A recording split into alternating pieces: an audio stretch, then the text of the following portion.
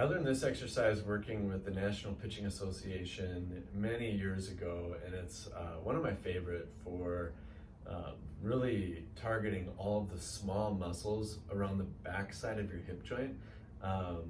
And there are quite a few. So you've got the muscles called the obturators and glomellae, you've got a piriformis, a gluteus medius, gluteus minimus, and the TFL. So this exercise is really good at targeting all of those, and it's also a nice range of motion exercise.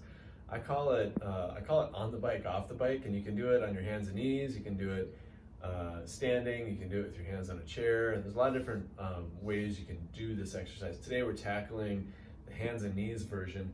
I've rolled up a mat for just to kind of demonstrate how you can use the mat to keep your wrists from hurting if you have a limitation in wrist extension. So roll up a mat, put it on the ground, and just hold on to it. So I'm kneeling on a cushion, I've got my hands on a mat, then I'm gonna do this on the bike, off the bike exercise. So it's a little pattern of goes like this. First thing you wanna do is pull your stomach in and bring your leg back. And notice how my knee flexion stays the same the whole time. So I'm coming up and around and right back to that starting position. Now I'm bringing my knee forward and up and back and down and back next to that, well, back to the starting position.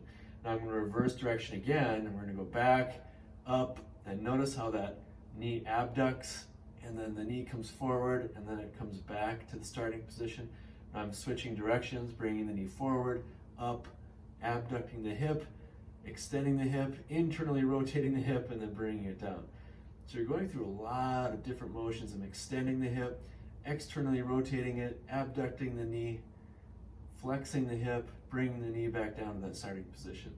Flexing the hip, abducting, externally rotating, internally rotating, back down to the starting position. There's a lot going on with that exercise. Go slow and work within the limitations that you have.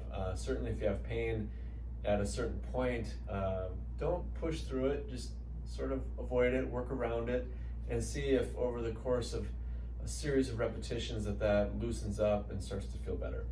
The other key point I mentioned at the beginning is you want to keep your stomach pulled in the entire time, because we're always working at learning how to co-contract stomach muscles and glutes to keep our backs healthy. If you have any questions, comment below, and thanks for watching.